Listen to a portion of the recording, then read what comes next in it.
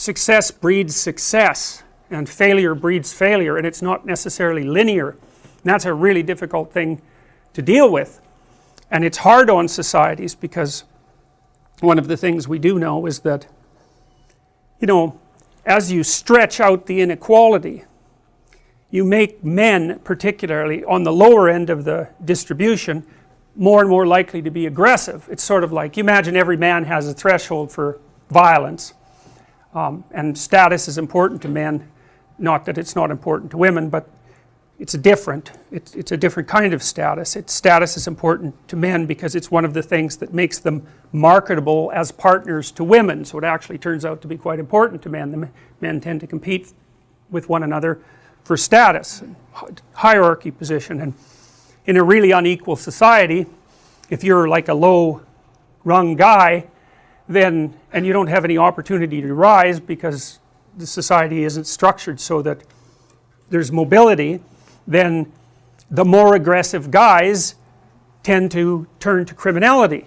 And you know, and so you could say there's a threshold for criminality, and the more inequality pressure you put on a particular area, geographic or political area, the more inequality pressure you put on it, the more men slip past that threshold and into criminality. You know, it's not like money is necessarily a good for everyone. It's hard to manage money. It's really easy for it to disappear. I mean, elderly people have a hell of a time now because, you know, crooks are contacting them on the internet non-stop, and so just giving people money's like, it's like pouring water in their hands. It's not that helpful, not necessarily that helpful. And then, of course, contributors to poverty are, well, it's not so good to have a low IQ. You know, people don't like the idea of IQ because it seems so arbitrary. You know, you have a high IQ. Well, it's not like you deserve it exactly. You're set up that way pretty much right from the beginning. It's very, very, very, very stable. You can make a high IQ person stupider by, you know, not educating them up to the level of their possibility, but taking someone who has a low IQ and trying to raise that, it's like, if you can figure out how to do that, well, you know, it's Nobel Prize time for you, because people have tried that a lot, and most recently with those, you know, lumosity games and that sort of thing, and the evidence that those produce anything other than brilliant performances on the lumosity game itself is basically zero. My dad used to take the dog for a walk, and then the cat got lonesome, and so it started to follow him, and first of all it would just go along the buildings, the houses on their route, you know, hiding really from predators. And after a while I got kind of comfortable with that, and then it would follow right behind the dog, but it had a border, and if my dad took the dog over one street too many for the cat would just sit on the corner and you know, cry like a cat cries. It was like, that's it for me, man. I'm not going any farther out into the unknown. And so the distinction between the territory that you have mastered and the territory that you haven't mastered is a fundamental distinction. It's the distinction between home and the strange land. And the thing about familiar territory for people is that most of the familiar territory that we inhabit is other people, because we're so social. So you can't really think, it's a weird way of thinking about territory. It's not exactly geographical objective territory, it's territory with a dominance hierarchy in it. And the dominance hierarchy has a predictable structure, and you know where you fit in it most of the time, and so that when you act out in that territory surrounded by your people, then often you get what you want, and you're so thrilled about that because you just don't want someone acting erratically around you, like, and you know that. So you walk down Bloor, and there's people there that should really be institutionalized, but we deinstitutionalized them all so they could be free, and free to be, you know, suffering and malfunctioning out on the street. That's what the freedom ended up being. But you know, you'll walk by someone like that who's muttering away to the voices in his head, and you know, maybe striking out against whatever it is that's plaguing him, and you won't make eye contact. You might even go across the street. You're certainly going to give him a wide berth. You're going to keep a distance between him and you, and you're going to hope that you don't attract his attention because he's not in the dominance hierarchy and you don't know what the hell he might do. And that's unexplored territory too. That's another way of thinking about it. Like, we inhabit time and space, not just space and not just time. We inhabit time and space. And our territories are spatial temporal. We're here now. And this is safe now. And it's safe partly because of the physical structure and it's working. But it's also safe because none of you are manifesting peculiar behavior. But if you started to manifest peculiar behavior, if you stood up and started muttering or yelling, or maybe attacking someone next to you, all the rest of you would freeze first, because then all of a sudden this would be unexplored territory. The match between what you want, which is a peaceful lecture that you hope has some content, the match between what you want and what's happening has vanished. And so then you don't know where you are. And so then what do you do when you don't know where you are? What do you do when you don't know what to do? Well, if you're a computer, you just crash. But, you know, what good is that to you? You're just going to die? That isn't helpful. You freeze first, and then maybe you cautiously attend, or maybe you don't. Maybe you just keep your damn eyes averted, and you sit there and you hope that no one notices you. That's a prey response, right? That's like a rabbit frozen when it thinks a fox is looking at it. And we were prey animals for a long time.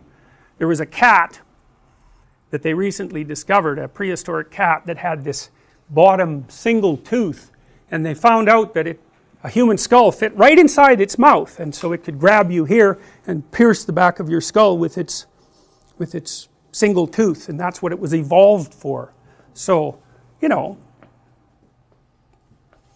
it's under such conditions we evolved, and we're predators obviously, but we're tasty predators, and so other things were perfectly happy to eat us.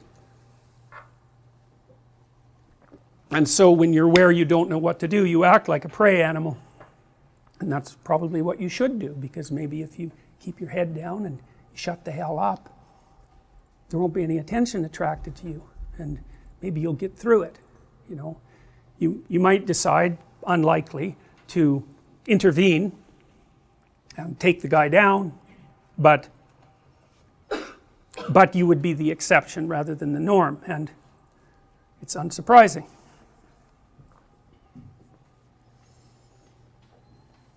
Okay, so what I came to understand was that belief systems regulated emotions, but not exactly psychologically. Like, it isn't exactly, and this is sort of like the terror management theories, it's not exactly like you have a theory in your head and the theory explains the world, and because the theory explains the world, the theory is what's making you secure. It's kind of like that. It's like you have a theory in your head and the theory makes you feel secure because it explains the world, but the reason it explains the world is because other people have the same theory in their head, and then when you both act out the theory, you both get what you want. And it's the coming together of the theory and the outcome that makes you, it's life.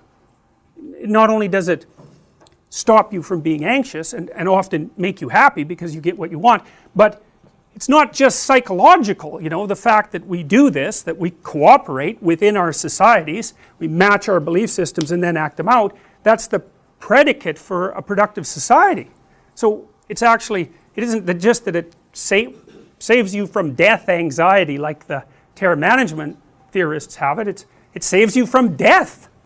And that's good. I mean, being protected from death anxiety, yeah, good, that's great too, man. But actually not dying, that's sort of the fundamental thing that you're after. And so people have reason to defend their territory, if you think of territory that way, as you think about it as a domain where the fundamental presuppositions of each citizen are matched by the behavior of their co-citizens. They have every reason to defend that. And if it falls apart, it can have mortally serious consequences. It's chaos, you know, and that chaos doesn't just destabilize everybody psychologically, it destabilizes everything. It can destabilize the currency, it can destabilize the industrial economy, the lights can go off. It's like, It's not good. So, hey, no wonder people protect it.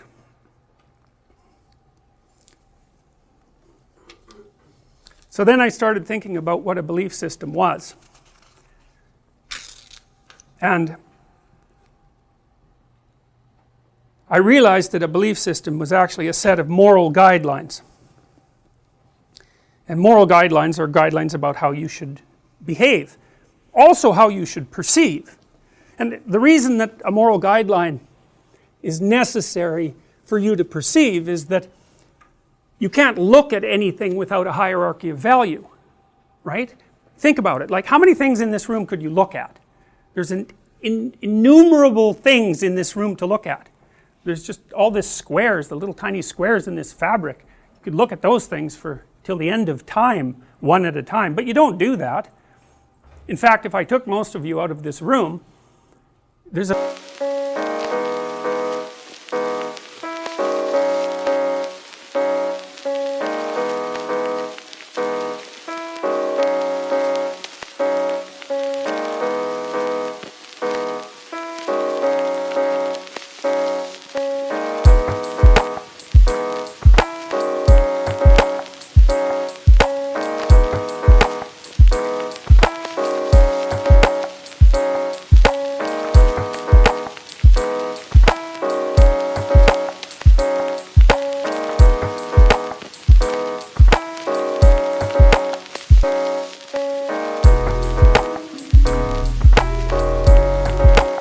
very low probability that you'd be able to tell me what color the walls were, or even if those things were on the walls. And the reason for that is that who cares? As long as the walls don't move, color is irrelevant, and there's no reason for you to remember it. It has no emotional significance. It has no value. And so what you do instead is, well, this is what you're doing. So why are you here? I don't mean in the broad metaphysical sense. I mean specifically, why are you here right now? And I would say, well, you're students, obviously, and you're trying to get a degree, and you believe that that will have some functional utility. Maybe you'll be a little wiser and a little more literate and be able to think a little better and be able to write a little better, and so you'll actually be more functional in the world. That would be good, and maybe you're interested. But anyways, you're in this particular lecture so that you can take this particular class, so that you can get a particular kind of degree, so that you can launch your life. And then in your life you're probably going to meet someone that you have a long-term relationship with, and you're going to have children, and you're going to partake in this society, and that's why you're here. All of those reasons simultaneously is why you're here. And so then that helps you decide what to look at. And so what you look at is, at the moment, or listen to, is me, because in principle I'm the gateway to that set of accomplishments at this moment. And so you focus on me, and that's because you value that. And so what that means is you can't even look at the world without a value structure. It's chaos if everything is equally unimportant, or if everything is equally important. I worked for a UN committee at one point, and the UN committee had like 100 proposals for how the world could be improved, but there was no order to them. It's like, it wasn't, this was more important than this. It's like, well, that's the end of that. You got to start with something, and so that means you have to make something more important than other things, obviously, in your life. If everything's of equal importance, then you're paralyzed.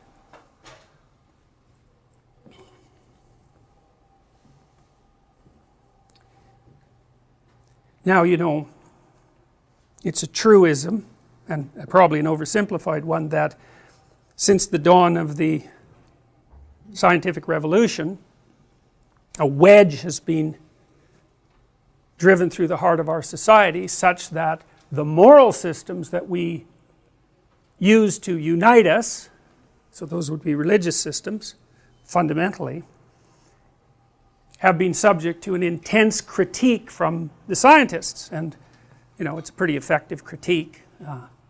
Even if you've maintained a traditional faith, it's like,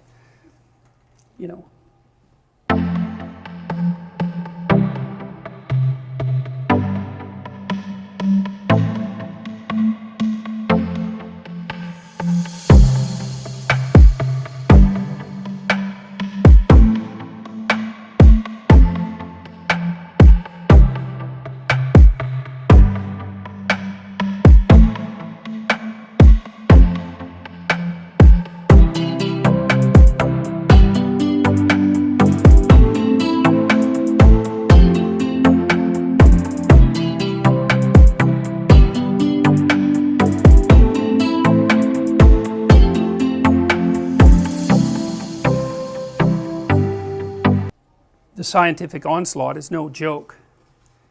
And that's a problem, as far as I can tell, because, and the problem is that you're still left with the problem of how you should act. The more disruption, the more destabilized you're going to be, which is why if someone tells you that you're going to perish painfully in 3 months, it's like, that's a bad one.